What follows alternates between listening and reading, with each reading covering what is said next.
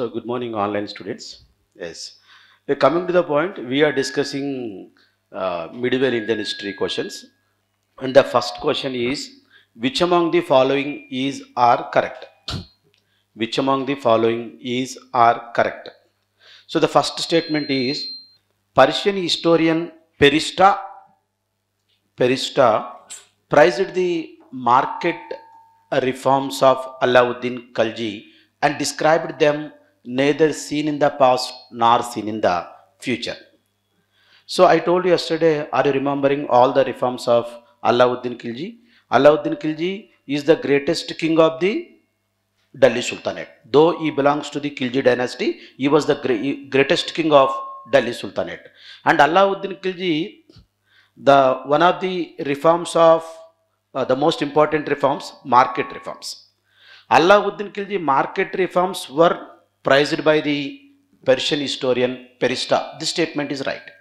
And he described them as neither seen in the past nor seen in the future. ఇట్లాంటి reforms నేను ఎప్పుడు గతంలో చూడలేదు, భవిష్యత్తులో చూడబోను అనే స్టేట్మెంట్ని పెరిస్టా ఇచ్చాడమ్మా. This is the right statement. Statement 1 is right. Yes. And coming to the point, Alauddin Khilji, these market reforms only confined to Delhi. Only confined to Delhi, not South India. And I told you, are you remembering Alauddin Khilji commander, military commander Malik Kafur, he conquered Yadava kingdom of Devagiri, Kakatiya kingdom of Warangal, Pandya kingdom of Madurai, Oyisala kingdom of Karnataka. All the 4 kingdoms were conquered by the Malik Kafur, but they were not annexed into Delhi Sultanate. They were tribute paid states. So Alauddin Khilji military reforms only confined to Delhi. Let's see the second statement. Sarai Adil were separate markets which was started by Alauddin. That is the right statement, Amma. Sarai Adil were the separate markets which was started by Alauddin. And he appointed market supervisors Sahana-e Mandi. So market supervisors are called as Sahani Mandi. Right statement. And one point you have to remember, these markets were started by the Alauddin Khilji only for the military purpose. So ఈ military ఎందుకు Alauddin ఖిల్జీకి military ఎందుకు important? Alauddin Khilji ఒక Dzire ఏంటమ్మా, ఈ wanted to conquer the entire world like Alexander. So conquer చేయాలంటే ఏముండాలి? Military ఉండాలి. So మిలిటరీకి ఫెసిలిటీస్ కల్పిస్తేనే మిలిటరీ స్ట్రెంగ్తన్ అవుద్ది. సో మిలిటరీ పీపుల్ ఎవరైతే ఉన్నారో వాళ్ళకి చాలా తక్కువ ధరల్లో, లో ప్రైసెస్లో ఈ సరుకులు దొరకాలని, కమోడిటీస్ దొరకాలని అతను ఈ సరాయి ఆదిల్ అనే సపరేట్ మార్కెట్ స్టార్ట్ చేశాడు. లైక్ చంద్రబాబు నాయుడు స్టార్టెడ్ రైతు బజార్స్. సో వీళ్ళు అట్లా స్టార్ట్ చేశారు అప్పుడు సరాయి ఆదిల్. సో ఈ మార్కెట్స్లో ఎట్లా ఉంటుంది? Price regulation by the king. ఏది ఎంతకు అమ్మాలన్నది అల్లావుద్దీన్ ఖిల్జీ డిసైడ్ చేస్తాడమ్మా. సో అది ఫాలో అవుతున్నారా లేదా అనేది ఈ మార్కెట్ సూపర్వైజర్స్ సహానే మండీస్ చూసుకుంటారు. And please remember, once UPS asks this question, Sahani Mandi is not a separate market. Sahani Mandi is market supervisors. Sarai Adil were the separate markets, which were started by the Alauddin Khilji for the purpose of military, particularly confined to North India. Right statement. Second statement is right.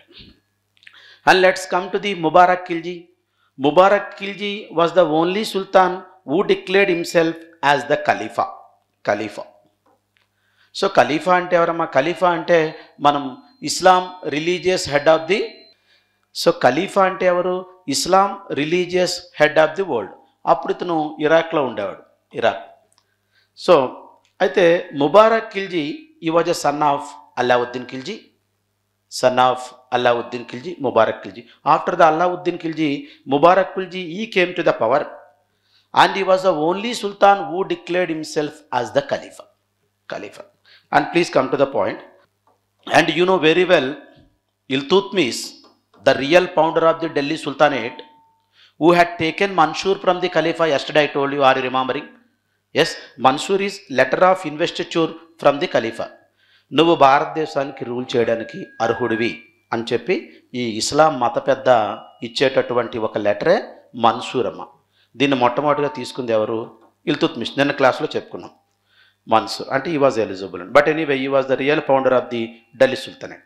And come to the point, Balban, he didn't take Mansur and he didn't touches anything about the religion. Balban always concentration on the position of the Sultan. Balban always concentration on the position of the Sultan. అతను ఎప్పుడు సుల్తాన్ పొజిషన్ని strong చేయాలనుకున్నాడు, అంతేగాని అతను రిలీజియన్లోకి వేలు పెట్టాలనుకోలేదమ్మా. So దానికోసం ఏంటి ఈ Chalisa? I told you yesterday, are you remembering Chalisa? 40 novels. And Balban, he started Diwani-Aris department and crushed the Chalisa. Yes, ఇవన్నీ మనం చెప్పుకున్నాం. Next coming to the point, Allauddin Khilji.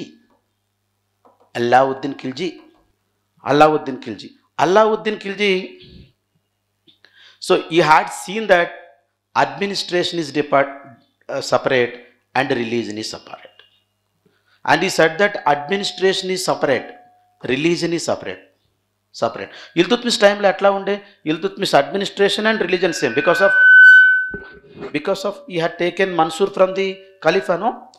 Yes, Balban care తీసుకోలేదు, అసలు పట్టించుకోలేదు.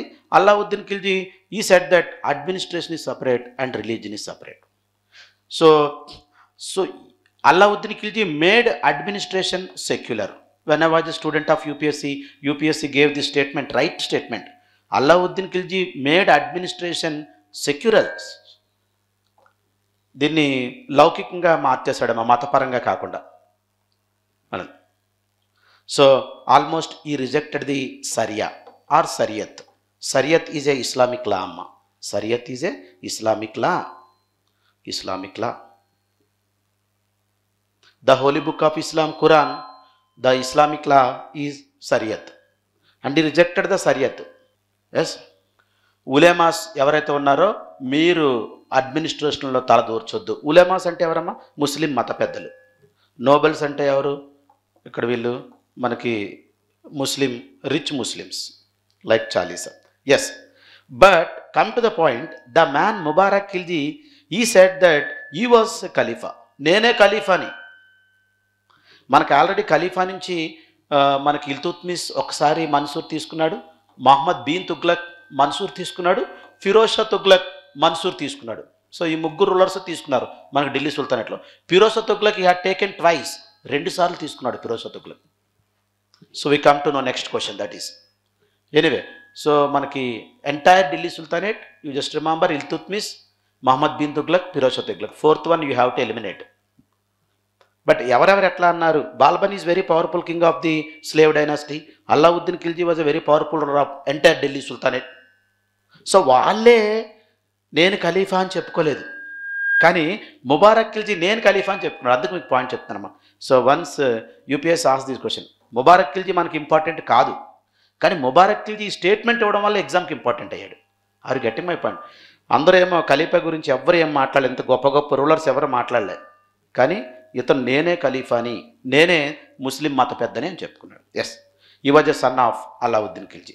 Yes, anyway coming to except the statement he was not important.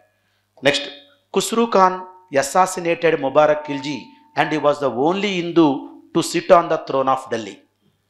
He was the only Hindu to sit on the throne of Delhi. Anyway, Mubarak Khilji was a weak ruler, first of all, one point. So because of that, his officer Khusru Khan, he became the de facto. And this Khusru Khan, what he did, he assassinated Mubarak Khilji. So I told you always in the class room, మనం ఎప్పుడు ఎవరి దగ్గర జాగ్రత్తగా ఉండాలి? మన subordinates దగ్గర జాగ్రత్త ఉండాలి. రేపొద్దున మీరు ఐఏఎస్ ఐపీఎస్ అయిన తర్వాత మీరు చాలా జాగ్రత్తగా ఉండవలసింది మన సబార్డినేట్స్ దగ్గర. ఇక్కడ చూడండి, చరిత్ర మొత్తం ఏం చెప్తుంది? సబార్డినేట్సే రూలర్స్ని చంపేస్తారు. ఏదైనా ప్రైమ్ మినిస్టర్ చంపుతాడు, లేదా మిలిటరీ కమాండర్ చంపుతాడు. అది గట్టి మై పాయింట్. అంటే పక్కన ఉన్న వాళ్ళకే మన లూప్ హోల్స్ తెలుస్తాయి, కాబట్టి వాళ్ళు అటాక్ చేస్తారు. అందుకే మీరు ఎప్పుడైనా చూడండి, ఆఫీసర్ ఐపీఎస్ల దగ్గరికి వెళ్ళినప్పుడు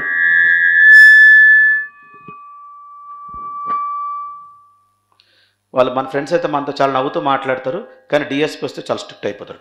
ఏంటి ఏం సంగతులు, ఎందుకు వచ్చావు? ఎందుకు అట్లా ఉండాలని కాదు కదా, ఉండాలి, తప్పదు. So anyway, the man Khusro Khan assassinated Mubarak Khilji and he was the only Hindu to sit on the throne of Delhi. So Khusro Khan, he was Hindu అమ్మ. So he was converted into Islam and the name he had taken name Khusru Khan, and he killed Mubarak Khilji and he ruled 100 days Delhi. 100 రోజులు ఢిల్లీని పరిపాలించడం, 100 days. He was a only Hindu. So you know very well Delhi Sultanate. Sultanate means what? Muslim kingdom. Sultan means Muslim ruler. And ఆ కింగ్డమ్లో ఒక హిందూ 100 రోజులు పరిపాలించాడు. అందుకు ఖుస్రూ ఖాన్ మనకి ఎగ్జామ్కి ఇంపార్టెంట్. అట్లా సో ఏ క్యాండిడేట్ ఎలా మనకు ఎగ్జామ్కి ఇంపార్టెంట్ అని చూడాలి. సో జనరల్గా అయితే మనకు బాల్బన్ అల్లావుద్దీన్ ఖిల్జీ, మహమ్మద్ బిన్ తుగ్లక్, ఫిరోజ్ షా తుగ్లక్, కానీ వీళ్ళు కూడా ఈ చిన్న చిన్న విషయాల వల్ల మనకి important. So now tell me, what is your answer? Which among the following is are correct? D all. Yes, ఆమె కరెక్ట్, అదే రైట్ కదమ్మా. పెరిస్టో ఏం చెప్పాడు? ఇలాంటి మార్కెట్ రిఫార్మ్స్ ఇంతకుముందు చూడలేదు, ఇక చూడను. Sarai Adil markets and Sahani mandi supervisor. Mubarak Khilji, he declared himself as Khalifa, right statement. Khusru Khan assassinated Mubarak Khilji and he was the only Hindu to sit on the throne Delhi. He ruled 100 days. All the right. D is your answer. Let's come to the next question. Which among the following is are correct? Yes. And I told you, are you remembering Delhi Sultanate 1206 to 1526? More than 300 years India was ruled by the Delhi Sultanates in the name of Slave dynasty, Khilji dynasty, Tughlaq dynasty, Sayyid dynasty and Lodi dynasty. 5 dynasties. All the first 4 are Turkish Muslims, and the Lodis were the Afghans. And I don't know whether you are aware or not, Afghans ruled India. Lodis were the first Afghans who ruled India. Yes. Anyway, coming to the point. So next, Tughlaq dynasty. After the Khilji, Tughlaq dynasty. See the name, Ghiyajuddin Tughlaq. Ghiyajuddin Tughlaq was the first sultan to excavated canals and he decreased land revenue from 1/2 to 1/3. 1/2 to 1/3. So ఈ statement చూడగల మనకి ఏమనిపిస్తుందంటే, ఈ sultan kind hearted అనిపిస్తుంది. ఆమె correct or not? So common మ్యాన్కి ఆస్పిరెంట్కి అదే చిన్న తేడా ఉండాలమ్మా, ఆ చిన్న తేడా ఉండాలంతే. కామన్ మ్యాన్ ఇట్లా చూసి ఇట్లా అనుకుంటాడు, కానీ మనం చూడగలనే excavated canals for what? Farmers కోసం, ఇరిగేషన్, ల్యాండ్స్ ఇరిగేట్ చేయడానికి. So he was the first sultan అంటే ఇంతకుముందు 15-20 మంది రూలర్స్ పరిపాలించారు. అప్పటికే Delhi sultanate, slave dynasty, Khalji dynasty. కానీ Ghiyasuddin Tughlaq was the first sultan to excavated canals for giving irrigation to the farmers. Yes. And he decrease land revenue from 1/2 to 1/3. 1/2 అంటే ఏంటమ్మా? నువ్వు కష్టపడే కష్టంలో 50% ట్యాక్స్ ఇవ్వాలి, ల్యాండ్ ట్యాక్స్. 1/2 అంటే అంతే కదా, ఆఫ్. కానీ అతను ఎంత చేశాడు? 1/3 అంటే ఎంతకు వచ్చింది? 33. నువ్వు ఇక మీదట you shouldn't pay 50%, you can pay just only 33%. 1 point you have to remember అమ్మా, in the Indian history Allauddin Khilji levied more percentage of land tax, that is 50%. Alauddin Khilji. Why? Because of he wanted to conquer the entire world. It means entire India. ఆ టైంలో. So మరి మిలిటరీకి పైసలు కావాలి. Yes. ఇప్పుడు కూడా మన 21st centuryలో ఏం చేస్తున్నారు? 21వ శతాబ్దంలో అన్ని కంట్రీస్ డబ్బులు ఎక్కువ ఎక్కడ పెడుతున్నాయమ్మా? క్లియర్ అమ్మా? సో 21వ శతాబ్దంలో 21st centuryలో ప్రతి ఒక్కరేంటి, అనుమానం ఎక్కువైపోయింది. అనుమానం, ఒక కంట్రీ వాడు ఒక కంట్రీ మీదకి. ఇప్పుడు ఉక్రెయిన్ మీదకి రష్యా, ఈ ఇజ్రాయిల్, పాలస్తీనా ఇష్యూస్ ఎవడు ఎటుపక్కుంటాడో తెలియట్లేదు. ఆ గ్రూప్ ఏదో ఈ గ్రూప్ ఏదో తెలియట్లేదు. కాబట్టి వీళ్ళు ఎక్కువ డబ్బులు ఎక్కడ పెడతారు? మిలిటరీకి, వెపన్స్ కొనాలని చెప్పి. ఇప్పుడు అంతే కదా, పాకిస్తాన్ వెపన్స్ కొంటుంది, తర్వాత చైనా వాళ్ళు వెపన్స్ కొంటున్నారు, మనం కొంటున్నాం, ఇట్లా వెపన్స్ కొంటున్నాం. దానివల్ల ఏమైనా ప్రాఫిట్ ఉంటుందా? ఏముండదు. Security purpose. యుద్ధం వస్తే అట్లా మనం ఆపుకోవడానికి. అంతేగాని ఒక అగ్రికల్చర్ ఫీల్డ్కి డబ్బులు పెట్టాం, అది మళ్ళీ మనకి ప్రోడక్ట్ ఇస్తుందని ఏమి ఉండదు. So only security purpose. Even Allauddin Khilji కాలంలో అల్లావుద్దీన్ ఖిల్జీ కొన్నటువంటి అతని ఎయిమ్ వల్ల, బికాస్ ఆఫ్ ఎయిమ్, అతనేంటి ఇంత ల్యాండ్ ట్యాక్స్ వసూలు చేయవలసి వచ్చేది. 50%. అంటే నేను 1,00,000 రూపాయలు సంపాదిస్తున్నాను అనుకోండి per month, I had to pay 50,000 rupees to the Allauddin Khilji. Suppose if I were in that time. ఏమ్మా, ఇట్స్ వెరీ హై. 50% అంటే ఎస్, ఇప్పుడు అట్లా 50% తీసుకుంటే ఎవడు పనిచేయడానికి కూడా ముందుకు రాడు. ఎందుకంటే 2 లక్షల జీతం వస్తే 1,00,000 నువ్వే తీసుకుందంటే గవర్నమెంట్ ఇంకేం పనిని. ఎస్, ఎనీవే మా clear. 1/2 to 1/3, 33% right. And 1 point you have to remember, Ghiyasuddin Tughlaq. He was a founder of Tughlaq dynasty.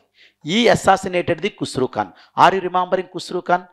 Only Hindu who ruled Delhi Sultanate.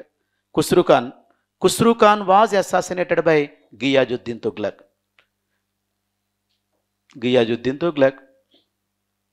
And he started the Tughlaq dynasty.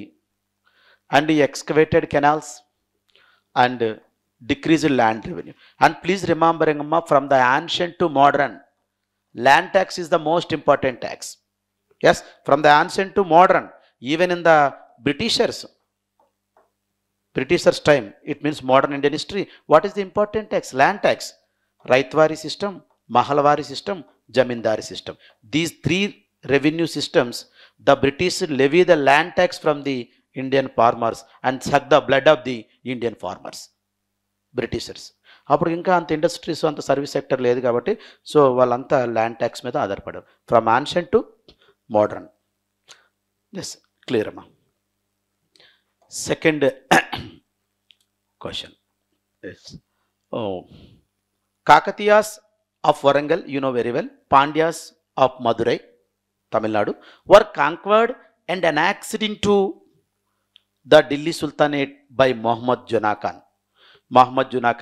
Kakatiya and Pandyas. Generally, one point you have to remember, actually, this Kakatiyas of Warangal, Pandyas of Madurai, and Hoysalas of Karnataka, and Yadavas of Devagiri. I told you, are the all 4 dynasties yesterday. Yes, actually, which were conquered by Alauddin Khilji military commander Malik Kafur. I told you yesterday. Yes, and these 4 states made into tribute paid states. It means what? They had to pay tribute to the Alauddin Khilji. That time, after the Alauddin Khilji, Mubarak Khilji. After the Mubarak Khilji, Khusru Khan. Next, Ghiyasuddin Tughlaq. But what happened in the Ghiyasuddin Tughlaq time period? These Kakatiyas of Warangal and Pandyas of Madurai, they don't want to pay. Kakatiyas of Warangal and Pandyas of Madurai. వీళ్ళిద్దరూ tribute pay చేయని అంటున్నారు, కప్పం చెల్లించని అంటున్నారు. ఎవరికి? గియాజుద్దీన్ తుగ్లక్కి కప్పం చెల్లించనంటే దాని అర్థం ఏంటి? They declared themselves as a independent rulers. ఇంతకు ముందు కూడా ఇండిపెండెంటే కానీ under the control of Alauddin Khilji and all. Yes, independent rulers. But కప్పం చెల్లించిన వెంటనే గియాజుద్దీన్ తుగ్లక్కి కోపం వచ్చింది. ఏంటి నువ్వు నా ముందు వాడు ఖుస్రూ ఖాన్కి చెల్లించో, ముబారక్ ఖిల్జీకి చెల్లించో, అల్లావుద్దీన్ ఖిల్జీకి టైం నుంచి అల్లావుద్దీన్ ఖిల్జీకి చెల్లించో అంటే దాని అర్థం ఏంటి? గియాజుద్దీన్ తుగ్లక్ ఏం చేయలేడనే కదా. అంతే కదమ్మా. నువ్వు ఎప్పుడు వార్ డిక్లేర్ చేస్తావు? అటు వీక్ ఉంటేనే. వెంటనే Ghiyasuddin Tughlaq son Muhammad Juna Khan. So he was very familiar with the name of Muhammad bin Tughlaq. Muhammad Juna ఖానే మన మహమ్మద్ బిన్ తుగ్లక్ మన. అయితే సో గియాజుద్దీన్ తుగ్లక్ ఏజ్ చాలా ఎక్కువ ఉండేది.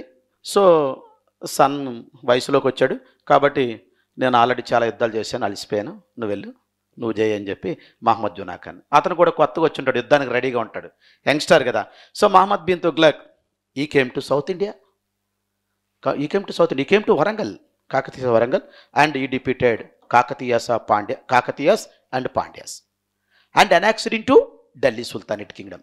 అరే మీరు చెల్లించరా అని చెప్పి ఈ రెండింటిని, ఇక్కడ ప్రతాపరుద్ర 2 ఉండేవాడమ్మా, ఎక్కడ? మన కాకతీయాస్ ఆఫ్ వరంగల్. మీరు చెల్లించరా అని చెప్పి ఈ రెండింటిని ఇంతకుముందు కలుపుకోవాలి. అల్లావుద్దీన్ ఖిల్జీ వదిలేశాడు దాన్ని. ఎట్లా? ట్రిబ్యూట్ పేడ్ స్టేట్స్గా వదిలేశాడు. But the man who Muhammad Juna Khan, these 2 states were conquered and annexed into Delhi sultanate. అంటే కలిపేసుకున్నాడు, annexed into Delhi sultanate. This is the right statement అమ్మా, రైట్ స్టేట్మెంట్. ఎస్, ఎప్పుడైనా ఎవరైనా ఇలాగా చెల్లించకపోతే కప్పం చెల్లించకపోతే అప్పుడు అటాక్ చేసి వాళ్ళు కలిపేసుకుంటారు. Right statement. Muhammad Juna Khan he was a son of Ghiyasuddin Tughlaq. He was popular with the name of Muhammad bin Tughlaq. Muhammad bin Tughlaq. And you know very man Muhammad bin Tughlaq very popular with the name of mad man in the Indian history. పిచ్చి తుగ్లక్ అని పిలుస్తారు అతను. Yes, anyway coming to the point, why Muhammad bin Tughlaq is called as mad man. Coming to the point, అది ఆ question అట్లా ఉంచండి.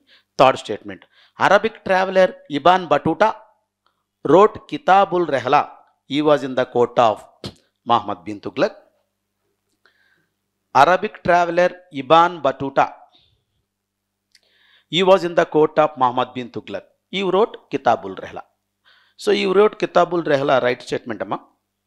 He was in the court of Muhammad bin Tughlaq. That is also right statement. Actually Ibn Battuta, he was in the world tour.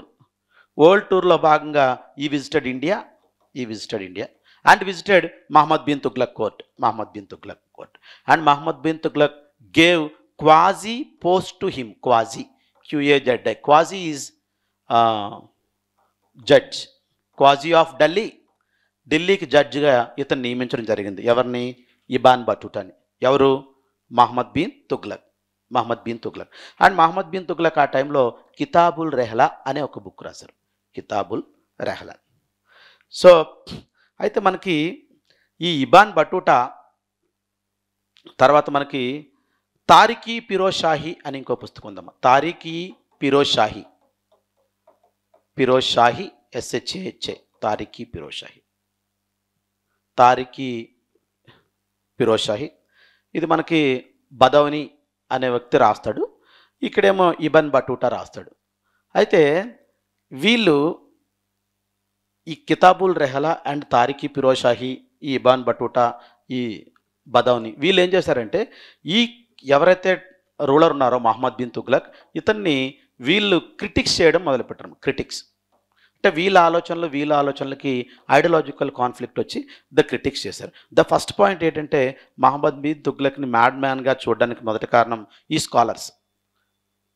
ఈ అబ్దుల్ ఖాదరి కితాబుల్ రెహ్లా రాసినటువంటి Ibn Battuta కానీ లేదా తారిఖీ ఫిరోజ్ షాహీ రాసినటువంటి బదౌని కానీ వీళ్ళు ముఖ్యంగా. ఇది కాకుండా సెకండ్ పాయింట్ ఏంటంటే is own reforms made him as a mad man. He own reforms made him as a mad man. I don't know whether you are aware or not. He was a walking encyclopedia, Muhammad bin Tughlaq. He was expert in philosophy. He was expert in mathematics. He was expert in astrology. He was a walking encyclopedia. Yes. అంత తెలివైన వ్యక్తిని మనం మళ్ళీ ఈ భూమి మీద చూడగలమో లేదో తెలియదమ్మా. అంత తెలివైన వ్యక్తి. కానీ people called him as a mad man. Yes, one is authors critics and second one is his own reforms. These two were the responsible for the this Muhammad bin Tughlaq called him as a madman. What are the reforms? And the first reform, he shifted capital from Delhi to Devagiri. He was the first king, first ruler and the only one ruler who thought that capital should be centre. Capital ఎక్కడ ఉండాలంట? ఏదో ఒక మూలన ఉండడం కాదు, ఢిల్లీలోనో గల్లీలోనో ఎక్కడో కాదు. Capital should be centre అని 800 ఏళ్ల క్రితమే ఆలోచించినటువంటి వ్యక్తి Muhammad bin Tughlaq. Even till now in 21st century nobody can thought that. అట్లయితే ఏమవుద్ది? కొన్ని రోజులకి ఆల్రెడీ ఢిల్లీ చూసారు కదా, ఇప్పుడు పొల్యూటెడ్ అయిపోయింది కంప్లీటెడ్గా. ఇంకొన్ని రోజులు అట్లనే ఉంటే ఢిల్లీ అనేది మనకు ఉండదు. ఇంకా సోర్స్ అన్నీ అయిపోతాయి, పొల్యూట్ అయిపోద్ది. ఇప్పుడు కూడా తెలుసు కదా, ఒక కారు ఈరోజు తీస్తే మళ్ళీ నెక్స్ట్ డే తర్వాత రోజు తీయాలి. అట్లా ఉంది పొజిషన్. Highly polluted Delhi. మనం వెళ్ళలేం, నడవలేని పరిస్థితి ఉంటుంది. సో కాబట్టి ఎందుకు ఇది? ఎప్పటి నుంచి ఇది? మనకి ఆల్మోస్ట్ బ్రిటిష్ వాళ్ళ కాలం 1911 నుంచి కంటిన్యూగా 2024. 1911 the Britisher shifted capital from Calcutta to Delhi. 1911 to 2024. More than 100 years అయిపోయిందమ్మా. ఎస్, ఢిల్లీలో ఎట్లా ఉంటుంది మీరు చూసే ఉంటారు. అసలు మనం నడవడానికి కష్టమైన పరిస్థితి ఉంటుంది కొన్ని ప్రాంతాలు కంప్లీట్గా. కానీ ఇతను 800 ఏళ్ల క్రితమే capital should be centre. Devagiri, ఇక్కడ దేవగిరమ్మ, ఇక్కడ ఉండాలి, ఇట్లా పైకి కిందకి పక్కకి అన్నిట్లో కలిసేటు అని ఆలోచించినటువంటి వ్యక్తి. He shifted capital from Delhi to Devagiri, and he gave a name Daulatabad. Devagiri name was changed into Daulatabad. Daulatabad means city of wealth. Daulatabad. Yes, this is very wonderful reform of Muhammad bin Tughlaq. But unfortunately, what happened? Some of the nobles, they didn't come to Delhi to Devagiri. కొంతమంది ఢిల్లీ నుంచి దేవగిరి రాలేదు. చాలామంది వచ్చారు, already ఇక్కడ settle అయ్యారు వచ్చిన వాళ్ళు. ఎందుకంటే క్యాపిటల్ అంటే మనం ముందు వెళ్ళిపోతాం కదా, ఎందుకంటే అక్కడ ఎడ్యుకేషన్ ఫెసిలిటీస్ బాగుంటాయి, హెల్త్ ఫెసిలిటీస్ బాగుంటాయి, అండ్ అక్కడ ప్రాపర్గా అన్నీ మనకు దొరుకుతాయి కాబట్టి క్యాపిటల్లో ఉండాలనుకుంటాం. So most of them are came to Devagiri, Daulatabad, and they settle here. But some of the nobles they don't come, they don't want to come. So because of that, what happened? The man Muhammad bin Tughlaq, he reshifted capital from Devagiri to Delhi. మనం ఒకసారి decision తీసుకున్నామంటే back step వేయకూడదు. వేస్తే జనాలు ఏమంటారంటే వీడు పిచ్చోళ్ళగా ఉన్నాడు రా అంటారు. ఇప్పుడు ఇక్కడ ఆల్రెడీ సెటిల్ అయిన వాళ్ళు ఏమనుకుంటారు, వీళ్ళు వదిలేండి, ఇక్కడ సెటిల్ అయిన వాళ్ళు ఆల్రెడీ వీళ్ళు పిల్లలు వచ్చి స్కూల్స్ జాయిన్ అయిపోయి అంతా అయిపోయి ఇక్కడ అంతా బిజినెస్లు స్టార్ట్ చేసుకున్నారు. వీళ్ళు ఏమనుకుంటారు, వీడు మనిషా లేదా మహానుభావుడా అనుకుంటారు. ఆమె కరెక్ట్ అన్న. ఎందుకు మళ్ళీ ఇక్కడి నుంచి మళ్ళీ ఎంత కష్టం అమ్మా. ఒక ఆఫీసర్కి, ఐఏఎస్ ఐపీఎస్ ఆఫీసర్కి ఒక చిన్న ట్రాన్స్ఫర్ చేస్తే సపోజ్కి 10వ నెల 11వ నెలలోని ఎంత కష్టంగా ఉంటుంది. వాళ్ళ పిల్లల్ని మళ్ళీ అక్కడి నుంచి ఇక్కడ స్కూల్ జాయిన్ చేయించలేరు మధ్యలో దసరా అప్పుడు, కాబట్టి ఇక్కడే ఉంచాలి. వైఫ్ అండ్ పిల్లలు ఇక్కడ ఉండాలి, అతను ఇక్కడ ఉండాలి. అది సపోజ్కి ఒక 500 కిలోమీటర్ల దూరం అనుకోండి, రోజు అప్ అండ్ డౌన్ చేయగలడా? జస్ట్ ఒక వ్యక్తి ట్రాన్స్ఫర్ ఎట్లయితే మరి ఇంతమంది ఇట్లా అయ్యారు చూసారు. అంటే ఇతను ఢిల్లీ నుంచి దేవగిరికి తేడా మంచిదే, వీళ్ళు రాకపోయినా వదిలేవలసింది, వాళ్ళే ఎప్పటికప్పుడు వచ్చేవాళ్ళు. కానీ ఇతను మళ్ళీ బ్యాక్ తీసుకున్నాడు. మనం ఇప్పుడు ఐఏఎస్ ఐపీఎస్ ప్రిపేర్ అవుదాని వచ్చి మళ్ళీ ఇంటికి వెళ్ళిపోయి ఒక 2 ఏళ్ళ తర్వాత నేను ప్రిపేర్ అవ్వను, ఆటో నడుపుకుంటానన్నారు అనుకోండి, ఏం చెప్పేవరా, ఏం చేస్తున్నావరా అని అంటారు. అర్థమైందా? నువ్వు మనిషివా లేకపోతే ఏమైనా మహానుభావుడువా అని అంటారన్నమాట. అట్లా అంటే నువ్వు మొదటే ఆటో నడుపుకుంటే ఎవరేమన్నారు, ఒక ఆటో నడుపుకుంటే డబ్బులు సంపాదించుకున్నాడు, పెళ్లి చేసుకున్నాడు, హ్యాపీగా ఉన్నాడు అనుకుంటారు. కానీ ఇంత భయంకరమైన స్టెప్ తీసుకున్న తర్వాత మళ్ళీ నువ్వు అట్లా అంటే his thoughts are very good అమ్మా. అంటే ఈవెన్ 21వ శతాబ్దంలో మనుషులు ఎట్లా ఆలోచిస్తున్నారో అంతకంటే అడ్వాన్స్డ్ ఉండేవాడు ఇతను. కానీ ప్రాపర్ ఎగ్జిక్యూషన్ ఉండేది కాదు, ఇంప్రాపర్ ఎగ్జిక్యూషన్. అందుకు అతను madmen. Second point, and are you remembering I told you yesterday Iltutmish issued 2 coins, one is Tanka. Are you remembering yesterday I told you? And second one is Jittal.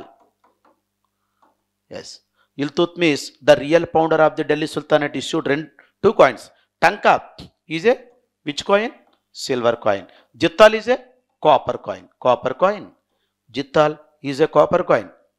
Yes, I told you, are you remembering? The ratio is 1:48. 1:48 and 48 amma, 1:48. Okay, 1 Tanka equal to 48 Jittal. Yes, anyway, coming to the point. So what happened in the time of Muhammad bin Tughlaq? The silver was scarcity. It means there was no silver, what it is called as ore. అంటే silver coins తయారు చేయడానికి silver or లేదు, తక్కువ ఉండేది, scarcity ఉండేది. So he wanted to give silver coin value to the copper coin. That is called as token currency amma. It means he introduced token currency. So ఇండియాలో మొట్టమొదటిగా token currency చేసింది ఇతనేనమ్మా. ఇప్పుడు చూడండి, so this is a token currency. How you can say the face value of this paper, how much? 100 face value. The actual value is 100? No, 50 paise or something. Yes, but see this same size of paper I will give you, almost same size. What is the face value? 50. But actual value 50 paise, almost same. But the face value is different. See this. Yes, this generally before the Muhammad bin Tughlaq, face value and actual value is same. But the man who, Muhammad bin Tughlaq, he introduced the token currency. Token currency is nothing but face value is different, actual value is different. ఆరు getting mind మామ. ఇంతకుముందు మనకి suppose ఇంతకుముందు మనకి gold coins మనకి Indo Greeks introduce చేశారని చెప్పుకున్నాం. So gold coin value ఎంత ఉంటుందంటే దాని మెటల్ వాల్యూ ఎంతో కాయిన్ వాల్యూ కూడా అంతే. ఆరు గెటింగ్ అది ఎప్పటివరకు మహమ్మద్ బిన్ తుగ్లక్ వరకు. ఇక్కడ కూడా చూడండి కాపర్ వాల్యూ తక్కువ, సిల్వర్ వాల్యూ ఎక్కువ, కాబట్టి ఒక సిల్వర్ వాల్యూకి 48 కాపర్ వాల్యూ వస్తాయని చెప్పాడు. ఎస్. సో మరి ఉదాహరణకి ఐ టెల్ యూ, ఇప్పుడు సిల్వర్ దొరకట్లేదు, సిల్వర్ కాయిన్స్ లేవు, సిల్వర్ కాయిన్స్ మింట్ చేయట్లేదు ఎవరు రాజ్యంలో, మహమ్మద్ బిన్ తుగ్లక్ రాజ్యంలో. ఇప్పుడు కాపర్ కాయిన్స్ ఇస్తున్నారు అనుకోండి శాలరీగా, ఏమవుతుంది కొన్ని రోజులకి కాపర్ కూడా స్కార్సిటీ వస్తుంది కదమ్మా. సపోజ్కి ఈరోజు మనం ఉన్నాం ఎట్లా, మనం మహమ్మద్ బిన్ తుగ్లక్ కాలంలో ఉన్నాం అనుకుందాం. మనకు ఒక రోజు 1 డేకి మనం పనిచేసే దానికి ఒక సిల్వర్ కాయిన్ ఇస్తుంది అనుకుందాం, సిల్వర్ కాయిన్. సో 1 డే మీరు చేసిన వర్క్కి ఒక సిల్వర్ కాయిన్. ఇప్పుడు సిల్వర్ కాయిన్ లేదంటే మీకు ఎన్ని కాయిన్స్ ఇవ్వాలి మీరు పనిచేసేదానికి? 48 కాపర్ కాయిన్స్ ఇవ్వాలి. అట్లా రాజ్యంలో ఎంతమంది పనిచేసే వాళ్ళు ఉంటారు? వాళ్ళందరికీ రోజుకి ఒక సిల్వర్ కాయిన్ అంటే రోజుకి 48 కాపర్ కాయిన్స్. ఇలా ఇట్లు ఇచ్చుకుంటూ పోతే ఏమవుతుంది నెక్స్ట్? కాపర్ కూడా scarcity. Yes, are you getting my point? Because of that, Muhammad bin Tughlaq gave silver value to the copper coin. ఈ రోజు నుంచి రాజ్యంలో అందరికీ మీరు చేసిన పనికి అంటే మీకు ఒక సిల్వర్ కాయిన్ కదా, కానీ ఒక కాపర్ కాయిన్ ఇస్తాం మేము, కానీ దాని వాల్యూ సిల్వర్గా తీసుకోబడుతుంది. అంతే కదమ్మా. అప్పుడు రిజర్వ్ బ్యాంక్ ఆఫ్ ఇండియా ఉంది, 500 నోట్స్ ఉన్నాయి, 500 నోట్స్ చెల్లవన్నది. మా మమ్మీ ఒక 6 మంత్స్ తర్వాత ఫోన్ చేసి, బాబు మన పిల్లలు ఒక 500s ఉన్నాయి, ఏమైనా పనికి వస్తాయా అన్నది. అంటే అయిపోయిన తర్వాత 500 వాల్యూ ఉంటుంది అప్పుడు ఉండదు. అదే 500 ఎంత ఉంటుంది? 50 పైసలు ఉంటుంది ఒక 500 యాక్చువల్ వాల్యూ. అవి లేవు కదా, ఆర్బీఐ క్లోజ్ చేసింది. ఇంకేం చేయలేం మమ్మీ, ఆ 500ని అట్లా గుర్తుగా దాచుకోవడం తప్ప అని చెప్పాం. అది గట్టి మై పాయింట్ అమ్మా. అంటే వాళ్ళ వాల్యూ ఇచ్చే వరకే దీనికి, టోకెన్ కరెన్సీకి అంతే ఉంటుంది. So silver value to the copper. But unfortunately ఏమైందంటే కింగ్డమ్లో వీళ్ళు ప్రాపర్ ఎగ్జిక్యూషన్ చేయకపోవడం వల్ల, ఫాల్టీ ఎగ్జిక్యూషన్ వల్ల, so many of them it means they minted duplicate copper coins and duplicate copper coins entered in to the market. So duplicate coins ఎక్కువైపోయి ఎవరు పడితే వాళ్ళు coins తయారు చేశారు. దానివల్ల ఏమవుద్దమ్మా, మనీ వాల్యూ డిక్రీజ్ అయిపోద్ది. వెంటనే ఎవరో మీలాంటి వాళ్ళు వెళ్ళి సుల్తాన్కి చెప్పారు, మహమ్మద్ బిన్ తుగ్లక్ గారు పరిస్థితి ఇట్లా ఉంది, డూప్లికేట్ కాయిన్స్. అప్పటివరకు బాగానే ఉంది పరిస్థితి, అంతా ఇట్లా మంచిగా చేసుకుంటున్నారు, కాపర్ కాయిన్ ఇస్తున్నారు. బయటకు వెళ్తే సిల్వర్ కాయిన్కి ఒక కోకోనట్ అనుకోండి, కాపర్ కాయిన్కి ఒక కోకోనట్ ఇస్తున్నారు. ఎందుకంటే రాజుగారు ఆల్రెడీ చెప్పారు కదా, you would take this as a silver value. Yes. But ఎప్పుడైతే ఈ కాపర్ కాయిన్స్, డూప్లికేట్ కాయిన్స్ మార్కెట్లోకి వచ్చాయన్నారో, సో వెంటనే Muhammad bin Tughlaq cancel these coins, cancel the value of the silver value of the copper coins.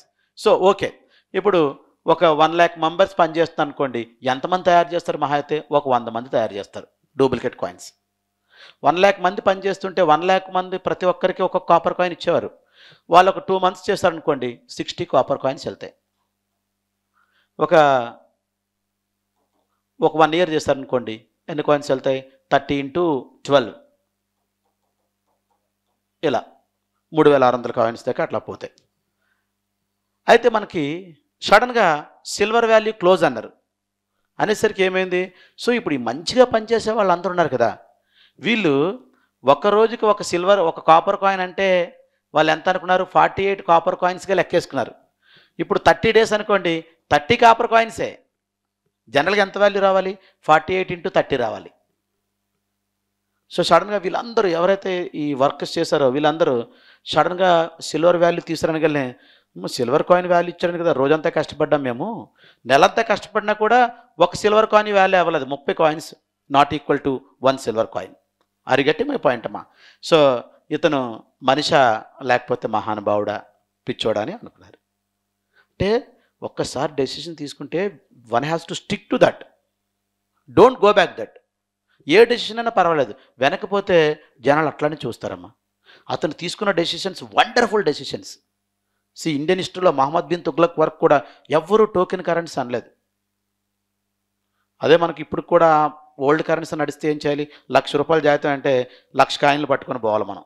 అదే ఇప్పుడైతే 2000 రూపీస్ నోట్స్ అయిపోతుంది. ఎట్లా ఇంత కట్ట కూడా రాదు ₹1,00,000 అంటే. ఎస్, అంత గొప్ప వ్యక్తి.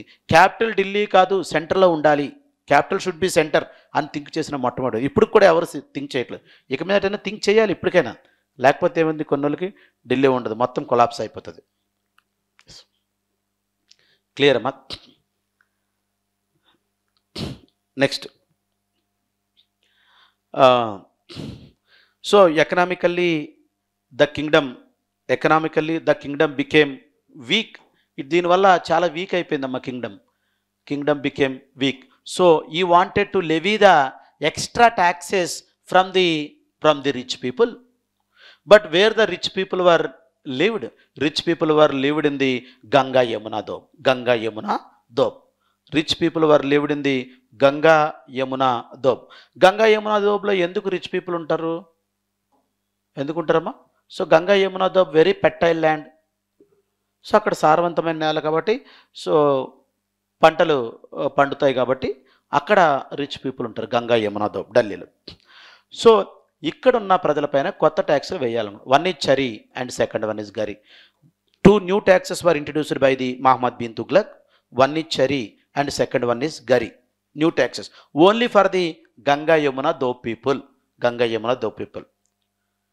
సో ఎందుకు, ఆల్రెడీ కింగ్డమ్ వీక్ అయిపోయింది ఫైనాన్షియల్లీ. సో స్ట్రెంథన్ చేయాలి అని చెప్పి, స్ట్రెంథన్ చేయాలంటే మళ్ళీ పేద ప్రజల మీద వేయాలనుకోలేదు. మీరు చూడండి, so only he wants to levy from the Ganga Yamuna Doab people. అక్కడ పంటలు ఎక్కువ పండితే పెట్టల్ ల్యాండ్ ఉంటుంది. So they were able to pay అని ఫిక్స్ అయ్యాడు. వన్ ఈజ్ చరీ ఈజ్ హౌస్ ట్యాక్స్. ఇప్పుడు మనం పే చేస్తున్నాం కదా, అది ఇదేనమ్మా హౌస్ ట్యాక్స్, ఇంటి పన్ను. చరీ which was started by Muhammad bin Tughlaq. Chari, CHARA. Gari, cattle and tax on cattle. ఈ పశువులు మేసే గ్రాస్ పైన వేసేటటువంటి పనం. Charai and Ghari. Yes, and these 2 taxes were levied by the Muhammad bin Tughlaq. These are the extra taxes. And unfortunately what happened, Ganga Yamuna దోబ్లో famine వచ్చిందమ్మా, but it was not known by the Muhammad bin Tughlaq. So I told you, are you remembering yesterday, what was the problem in the time of ancient medieval? One is transport system and second one is communication. Transport system and communication system so very weak. So కాబట్టి he didn't know about the famine which was taken place in Ganga Yamuna doab. Yes, so 1 point అమ్మా, గరి and చెరీ అమ్మా. గరి is house tax and చెరీ is tax on cattle. గరి and చెరీ. Okay, anyway coming to the point. So you didn't know about the famine. So somebody went to Muhammad bin Tughlaq and said to him, sir మీకు తెలుసా లేదా, అక్కడ already famine వచ్చి ప్రజలు చాలా బాధపడుతున్నారు, దే వర్ సఫరింగ్. మీరు ఈ టైంలో కొత్త ట్యాక్స్ వేసేసరికి వాళ్ళు మామూలు కోపంగా లేరు. ఓహో అట్లా జరిగిందా అని చెప్పి వెంటనే ఇమీడియట్లీ ఈ అబాలిష్డ్ దీస్ 2 taxes, గరి అండ్ చెరీ, అబాలిష్డ్. అండ్ ఈ started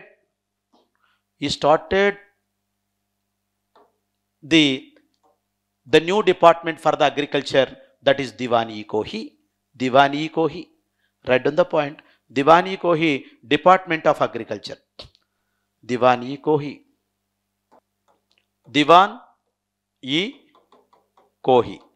This is Agriculture Department.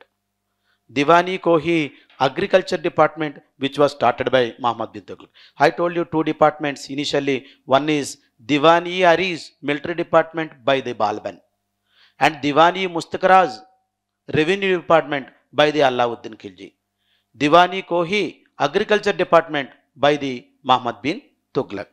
And see, for the welfare of the farmers in the Ganga Yamuna Doab, he started new department, Diwani Kohi, Agriculture. Farmers, మీకు ఏదైనా famine వల్ల ఇబ్బంది అయిందా, please come and consult this department, Diwani Kohi. It would take care of you. Diwani Kohi, Agriculture Department. And not only that, he started giving takkavi loans. తక్కావి loans అమ్మా. తక్కావి loans. He was the first ruler in India. Not only the first sultan, first ruler in India. అంటే మనకి ancient నుంచి Hindu Muslim అన్ని rulers చూసుకున్నా Muhammad bin Tughlaq was the first ruler in India who had given తక్కావి loans to the farmers. తక్కావి loans means low interest loans to the farmers. First Indian ruler, not only the first sultan but also he was the first Indian ruler who had given Takkavi loans to the farmers. So low interest loans to the farmers. Takkavi loans to the farmers. And he had taken famine code. It's a famine law or famine code.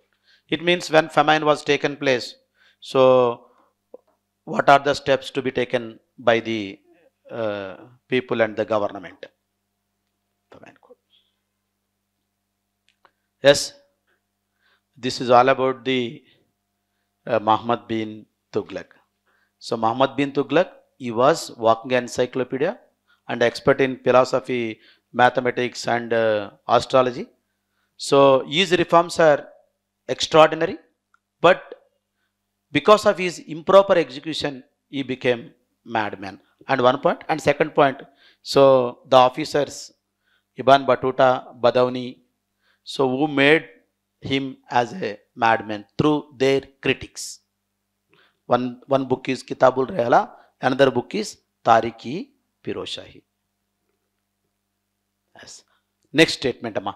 Muhammad bin Tughlaq was the first sultan to visit the Dargah of Moinuddin Chishti, Ajmer. Moinuddin Chishti. Are you remembering, amma? Dargah is a Sufi saints' tombs are called as Dargah. Sufi saints' tombs. Dargah. ఇప్పుడు కూడా మీరు చూసుంటారమ్మా, చిన్నపిల్లలకి వాళ్ళకి ఏమైనా అయితే తీసుకెళ్ళి దర్గా దగ్గరికి తీసుకెళ్ళి మంత్రం వేస్తుంటారు.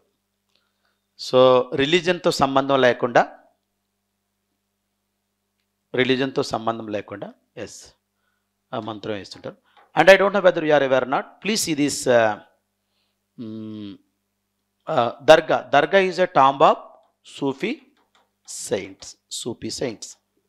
And who were the Sufis? So in the world, around the 8th century AD, there was a new concept came, that is Sufism in the world. But whereas coming to India, 12th century AD. So the Sufism is, and the same religion Islam, and you know very well amma. So a point తీసుకున్నా మనకి orthodox ఉంటారు, హెట్రోడాక్స్ ఉంటారు. Orthodox అంటే ఎవరు?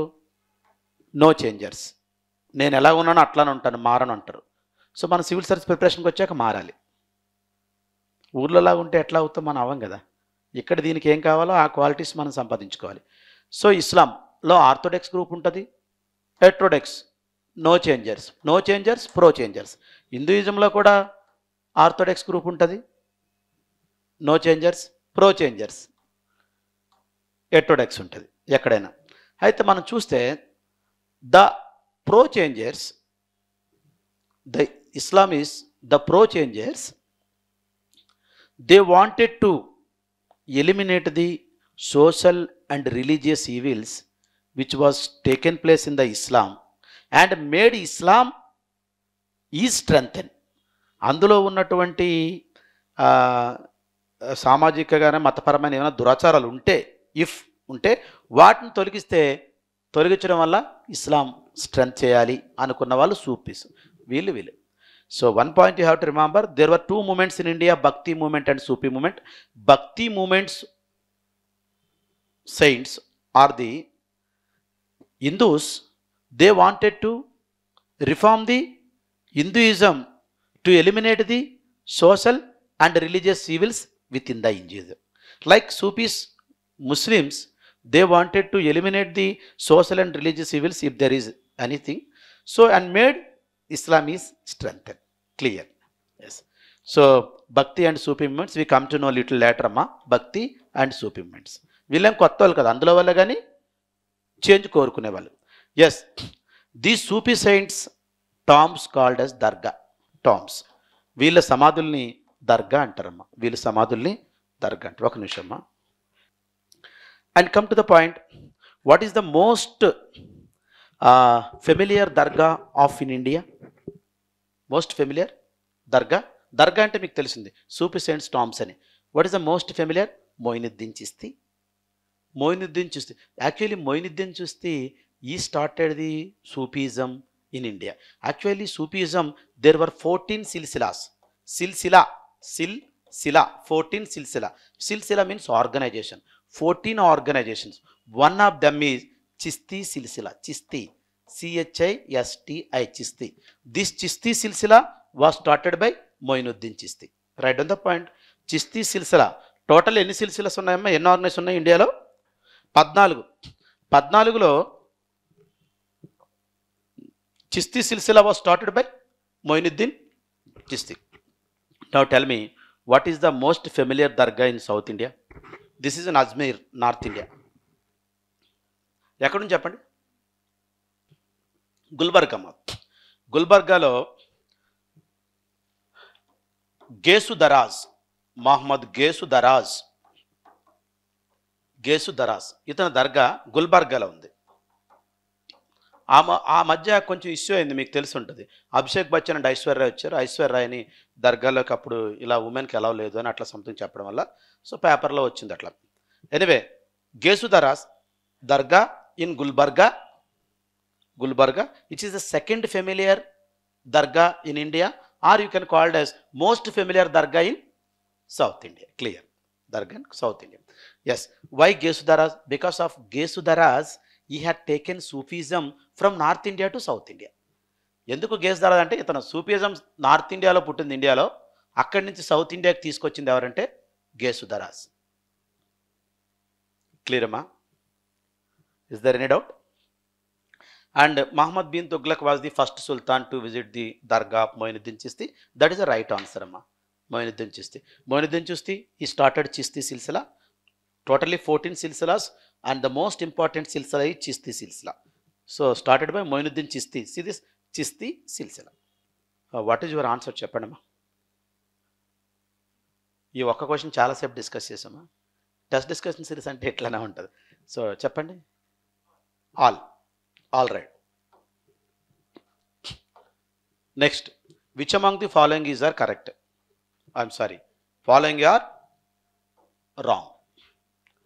Firoz Shah Tughlaq abolished more than 20 taxes and confined only for 4 taxes. After the Muhammad bin Tughlaq, Firoz Shah Tughlaq who came to the power? And he abolished 20 taxes and confined only for 4 taxes. So మీరు చూడగలను ఏమనిపించింది? Very very kind hearted.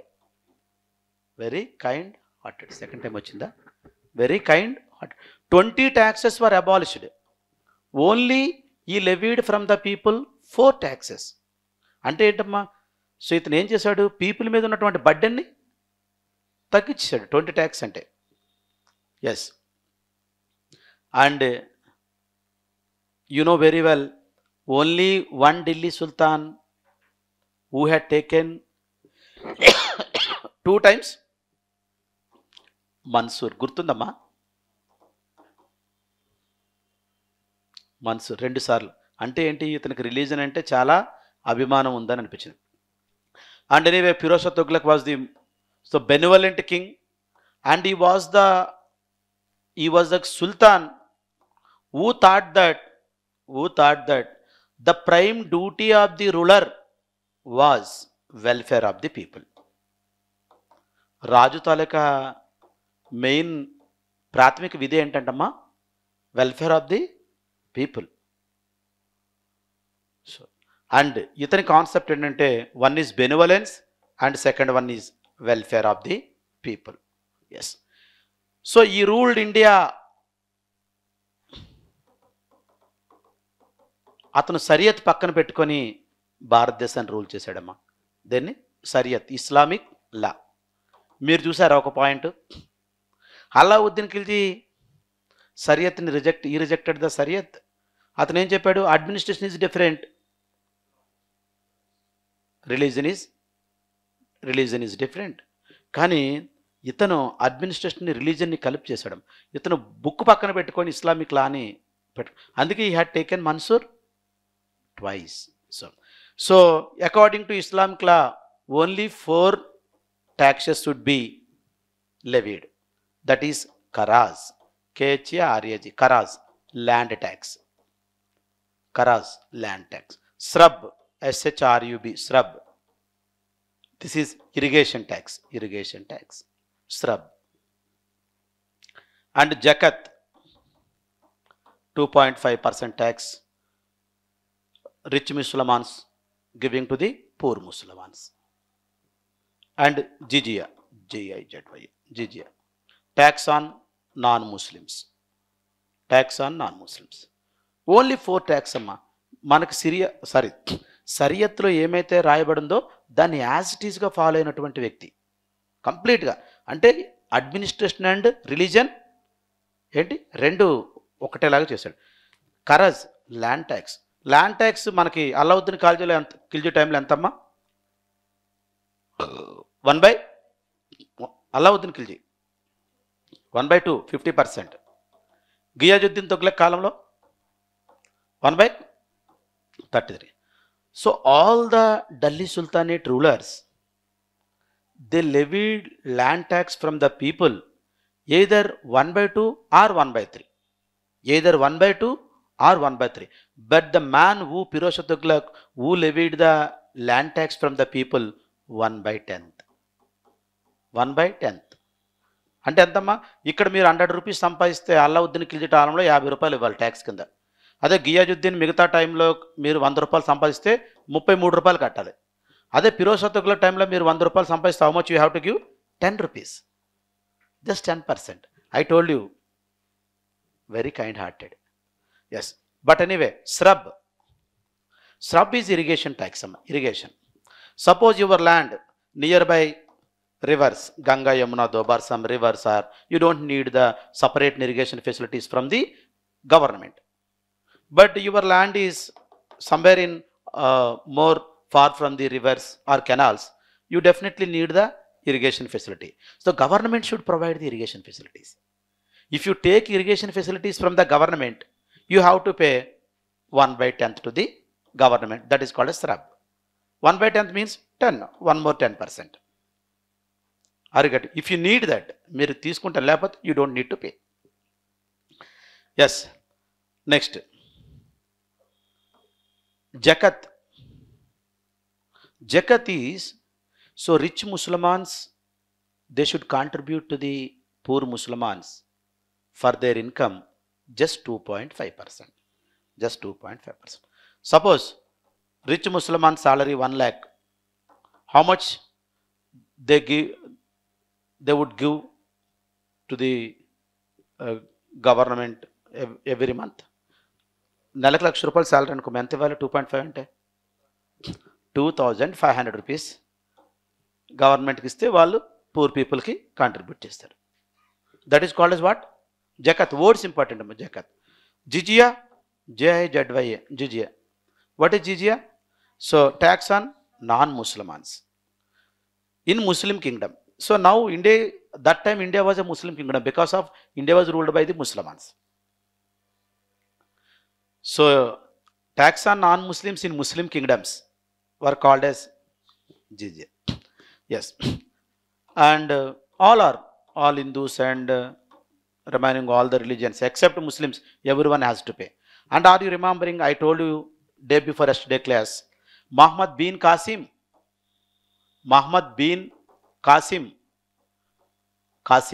he was the first Muslim invader to India. I told you he invaded Sindh, and I quote one quotation is also, British historian Lane Poole said that Arabs invasions, great victory without any results. Yes, Muhammad bin Qasim, he introduced jizya in India, 712 AD.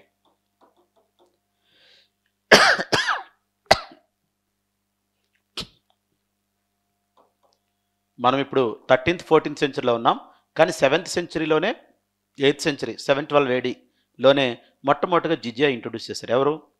Mohammed bin Qasim. He was the first Muslim invader to India. అయితే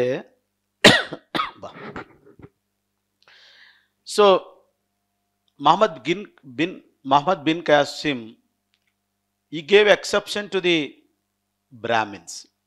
బ్రాహ్మిన్స్కి exception ఇచ్చాడు. కానీ జిజియా అంటే meaning ఏంటి చెప్పండి? జిజియా అంటే meaning ఏంటి? Tax on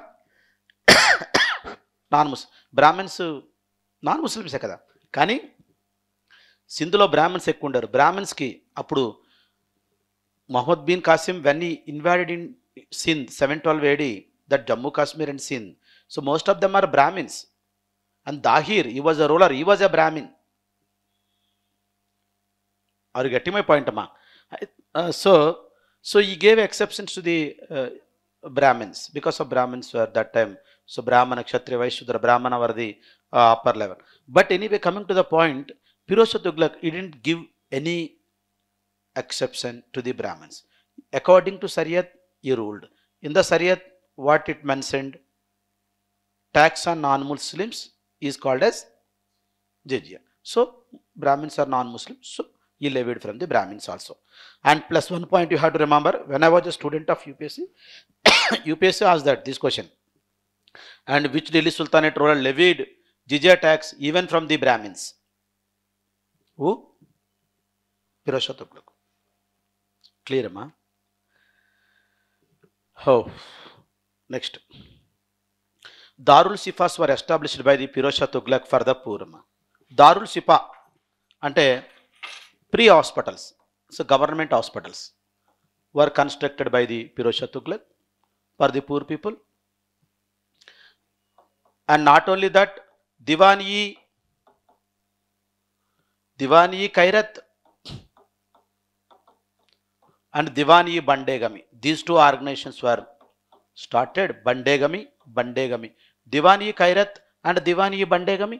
Diwan-e Kairat is a department for the poor people. Poor people, మీకు ఏమైనా ఇబ్బంది ఉందా, you go and consult the Diwan-e Kairat. That is a department for you, for your purpose. It means poor people. Kairat. Diwan-e Bandegami, it is for the slaves. Slaves, మీకు ఏమైనా ఇబ్బందులు ఉన్నాయా, so you go and. Who were the slaves that time? Slaves were the soldiers of opposite side. Suppose if ex-ruler, Hyderabad ex-ruler, so Y ruler who ruled Bangalore, and suppose Hyderabad ruler attacked the Bangalore and he captured some soldiers, and those soldiers were slaves in this kingdom. Are you remember? Slaves kuda oka department. Slaves ఎవరు ఇబ్బంది పడకూడదు. See the kindness, very kind hearted, I told you. Slaves బానిసలకు కూడా ఒక department కట్టించి మీరు అందరూ హ్యాపీగా ఉండండి, ఏం ప్రాబ్లం లేదు అని చెప్పినటువంటి వ్యక్తి. Clear. Next, Dalil Firoz Shahi was the collection of 1200 Sanskrit books were translated into Persian language. Yes, actually you know very well, from 1206 to 1835, almost 600 years, the official language in India, Persian. In 1835, the Persian language was replaced by the English, by the Britishers, and particularly Lord Macaulay in the time of Lord William Bentinck, who was the first Governor General of India. Yes, anyway, coming to the point, and see, actually, the most of the books in India were written in Sanskrit language. You know very well, Sanskrit is mother of all languages in India. Vedas, Puranas, Itihasas, Vedangas, Upanishads, and Aranyakas, Brahmanas, all were written in which language? Sanskrit. And 1200 Sanskrit books made translated into Persian language. ఇతను order చెప్పి pass చేశాడు. So మంచి Sanskrit books, ఇండియాలో ఉన్న Sanskrit books అన్నీ just convert in to the Persian language, మనం తెలుసుకుందాం అందులో ఏముందో అని. సో పర్షియన్ ఆథర్స్ దాన్ని సాంస్క్రిట్ నేర్చుకొని దాన్ని ట్రాన్స్లేట్ చేశారు. ఇట్లా ఈ 1200 సాంస్క్రిట్ బుక్స్ని ఇట్లా మార్చడానికి ఈ కలెక్షన్ ఏమంటారంటే దలీల్ ఫిరోజ్ షాహీ. రైట్ స్టేట్మెంట్ అమ్మా. So many times service commission as this question, Dalil Firoz Shahi. Right statement.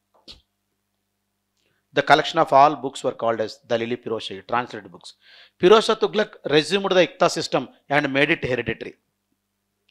Yes, I don't know whether you are aware or not. Iqta system, Iqta, please see this Iqta. Ikta. Ikta system were introduced by the Iltutmish, the real founder of the Delhi Sultanate. Iltutmish introduced the Ikta system. Ikta system. Iltutmish introduced the Ikta system. What is Ikta? Instead of giving salary in the form of cash, so government, so Delhi Sultanate government gave land assignments to the officers. అంటే ఇప్పుడు మీకు జీతాలకు బదులు land ఇచ్చాను అనుకోండమ్మా, దాన్ని ఇక్తా అంటాడు. Head of the iqta is iqtadar. Land assignment. Instead of giving salary in the cash form, government gave land assignment to the officers. Ikta system was introduced by the Iltutmish. Ikta system, which was abolished by the Alauddin Khilji. Ikta system was abolished by the Alauddin Khilji. But once again it was introduced by whom? Firoz Shah Tughlaq. As introduced by the Iltutmish, abolished by the Alauddin Khilji, and reintroduced by the Alauddin Khilji. Land కి బదులు జీతాలు ఇచ్చాడమ్మా. So land ఇస్తే control చేయలేము అని iqta system resumed and made it into hereditary. Iqta system was resumed అంటే తిరిగి start చేశాడు and made it into hereditary, వంశపారంపర్యం. అంటే ఎక్స్ తాలూకా సన్ వై ఉంటే వైకి వస్తుంది, వై తాలూకా సన్ జడ్ ఉంటే జడ్కి వస్తుంది. ఇట్లా మనకి ఒక్కొక్క మంత్కి ఒక ఎకరం ల్యాండ్ అనుకుంటే 12 months 12 acres of land, and suppose 5 years 60 acres of land. Yes, and then after the death of Iqtadar, and this belongs to the son Y, and later Z. Ikta system resumed and made it hereditary. So when suppose 500 acres of land you have, so why you have to do the work to the government? So what is the necessity to working? 500 acres of land అయిపోయింది అనుకోమా, you became landlord, you don't need to do the work. So దీనివల్ల సుల్తాన్ మాట వినేవాళ్ళు కాదు. ఎవరు? ల్యాండ్లార్డ్స్. వీళ్ళ ల్యాండ్కి వీడే హెడ్గా వీడే దాన్ని రూల్ చేసుకునేవాడు. ఆరు గట్టి my point. So resuming ఇక్తా system leads to the downfall of Delhi sultanate. Downfall of the Delhi Sultanate. Delhi Sultanate disintegration was started from the Firoz Shah Tughlaq and resumed and made it into hereditary. This led to the, and see this, Firoz Shah Tughlaq, he was very kind-hearted person. He constructed 50 dams and number of canals, and he constructed Firozabad, Hisar, Janpur, and see, you can see the welfare measures of the Firoz Shah Tughlaq. చాలా మంచోడు, కానీ ఇతని వల్ల ఏమైందమ్మా, Delhi sultanate పడిపోయే అవకాశం. అందుకే మరి UPSC exam, APS, TSPS exam ఏంటి, మంచోడు కావాలని కాదు, సమర్థవంతుడు కావాలని. సో ఎన్ని మంచి పనులు చేసినా ఏమైంది, బికాస్ ఆఫ్ దిస్. ఎందుకు ఇక్తా సిస్టమ్ రీఇంట్రడ్యూస్ చేసారు? ఎవరు? ఈ నోబల్స్ని హ్యాపీగా ఉంచాలని, ఆఫీసర్స్ని హ్యాపీగా ఉంచాలని. నువ్వు అందరిని హ్యాపీగా ఉంచాలనుకుంటే నువ్వు అడ్మినిస్ట్రేటర్ కాలేవు, టీచర్ అవుతావు. టీచర్ అందరినీ హ్యాపీగా ఉంచగలడు, ఈ కెన్. బట్ అడ్మినిస్ట్రేటర్ నువ్వు అందరినీ హ్యాపీగా ఉంచితే యు ఆర్ నాట్ అడ్మినిస్ట్రేటర్. అంటే అందరంటే ఒక సొసైటీలో అన్ని రకాల ప్రజలు ఉంటారు కదమ్మా, మంచోళ్ళు, చెడ్డోళ్ళు, దొంగోళ్ళు అందరూ ఉంటారు. నువ్వు అందరినీ హ్యాపీగా ఉంచగలిగావంటే నువ్వు రియల్ అడ్మినిస్ట్రేటర్ కావాలి. అంటే ఈవెన్ సీ దిస్, నువ్వు వీళ్ళ హ్యాపీనెస్ కోసం ఇక్తా సిస్టమ్ని రెజ్యూమ్ చేస్తావు. వాళ్ళ తర్వాత ఏమైంది, they started their own small kingdoms and they declared themselves as the rulers of that particular territory. So there were number of small kingdoms were emerged in India after the Firoz Shah Tughlaq, and it started from the Firoz Shah Tughlaq. And even coming to the South India, Vijayanagara kingdom was started, Bahmani kingdom was started in South India. ఎప్పుడమ్మా ఈ వీళ్ళు declare చేసుకుంటారు? సుల్తాన్ కానీ ruler కానీ week ఉంటే they declared Sultan should be strong. అదే ఇక్కడ బాల్బన్ ఉంటే ఎవడన్నా మాట్లాడతాడా? అల్లావుద్దీన్ ఖిల్జీ ఉంటే ఎవడన్నా మాట్లాడతాడా? Nobody can. కానీ మళ్ళీ వీళ్ళు ఇతనంత కైండ్ హార్టెడా? Alauddin Khilji levied 50%, but he levied just 10%. And he levied only 4 taxes, which was in the Shariat. And you see this, he abolished 20 taxes. So this led to the disintegration of the Delhi Sultanate, particularly in South India. Two important, many kingdoms were emerged in South India, but 2 were very familiar. One is Vijayanagara kingdom, second one is Bahmani kingdom. Am I clear? Sixth question. Fourth question. Only 3 questions are here. Which among the following is are correct? In 1398, Samarkand ruler Taimur invaded India in the time of Nasiruddin Muhammad Tughlaq. Already I told you, are you remembering? So in 13th, 12th, 13th, 14th centuries, the 2 important kingdoms in the world, one is Mongolia, Genghis Khan, the powerful ruler. And second one is Samarkand in Uzbekistan area, Taimur is the powerful king. And I don't know whether you are aware or not, the man Babur, who started Mughal dynasty, mother side Mongolia, father side Samarkand, Taimur. And he started Mughal dynasty after the Delhi kingdom, I told you later. And see this, the man Taimur, who invaded India in the time of Nasiruddin Muhammad Tughlaq. Are you remembering? I told you, Genghis Khan, almost he came to Indian border in the time of Iltutmish. Yes, I told you. Anyway, so this is the right statement, ma. Mubarak Shah court scholar Yahya bin Ahmad Sarhindi wrote Tariq-i-Mubarak Shahi. After the Tughlaq dynasty, Sayyid dynasty came to the power. Sayyid dynasty.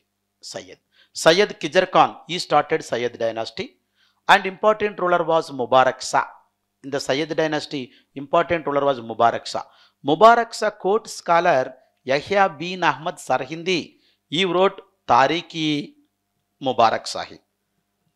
It is none other than his king Mubarak Shah. See this Tariq-i-Mubarak Shahi. స్కాలర్లు ఎవరు, ఏ కోర్టులో scholar ఎవరిని పొగుడతాడమ్మా?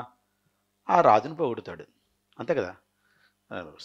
Next third, after the Sayyid dynasty, Lodi dynasty came to the power. Bahlul Lodi assassinated Alauddin Alam Shah and started Lodi dynasty. Lodis were the first Afghans who ruled India. So this Sayyid dynasty, only 4 rulers. Sayyid Khijar Khan was the founder and Mubarak Shah was the important ruler, and last ruler was Alauddin Alam Shah.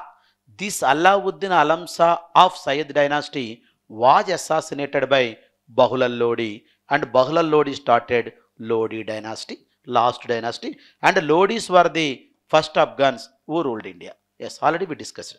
That is the right statement. Yes. And come to Ibrahim Lodi, he was the last ruler of the Lodi dynasty. Yes. And before going to the Ibrahim Lodi, I will tell you the most important ruler of Lodi dynasty, Sikandar Lodi. Sikandar Lodi. The most important ruler of the Lodi dynasty, Sikandar Lodi. Sikandar Lodi, he constructed present day Agra city. Present day Agra city. So Taj Mahal, where it is Taj Mahal? Agra. Yes, that Agra city was constructed by Sikandar Lodi, and he shifted capital from Delhi to Agra. Delhi to Agra. Actually, Delhi Sultanate capital, Delhi, in the time of Iltutmish. Yes, this in mid of that, Muhammad bin Tughlaq shifted in a short span of time Delhi to Devagiri and reshifted to the Delhi, you know very well, and Delhi to Agra. The present Agra city was constructed by Sikandar Lodi. He was the greatest ruler of the Lodi dynasty. Anyway, last ruler Ibrahim Lodi was defeated by Babur. I told you Babur, mother side Mongolia, father side Taimurid or Samarkand, in the first Panipat war in 1526. 1526 Panipat is placed in Haryana, where the war was taken place between the Ibrahim Lodi and Babur, and Babur defeated the Ibrahim Lodi, and Babur replaced the Delhi Sultanate with Mughal dynasty. I told you 1206 to 1526. Delhi Sultanate, and 1526 Mughal dynasty started. Mughals, they came to power in 1526 and they ruled till 1857. 1857 till 1857. 1526 to 1857, almost more than 300 years. 1857 Sipahi revolt. The last Mughal ruler Bahadur Shah was participated. Bahadur Shah too was the leader of the 1857 Sipahi revolt. School days we heard about the Sipahi revolt, and you know very well. This Sipahi revolt almost shocked the British Parliament actually, and because of most of them are participated, and Britishers అప్పటి నుంచి వాళ్ళు ఎట్లా అనుకున్నారంటే ఇంకా లేదు, అప్పటి నుంచి east India company పాలన తీసేసి డైరెక్ట్గా బ్రిటిష్ పార్లమెంటే రూల్ చేయడం మొదలుపెట్టింది. 1858 queen Victoria proclamation, according to queen Victoria east India company administration was cancelled. మేమే వస్తాం, మీకేం ఇబ్బంది లేదని చెప్పి డైరెక్ట్గా బ్రిటిష్ పార్లమెంట్ చేతుల్లో మనం 1858 నుంచి వెళ్ళిపోయాం. సో ఇక్కడ లాస్ట్లో పార్టిసిపేట్ చేసింది Bahadur Shah two, the last ruler. The first ruler was Babur and the last ruler was Bahadur Shah two. What is your answer? Correct answer D, all the right. Fourth question.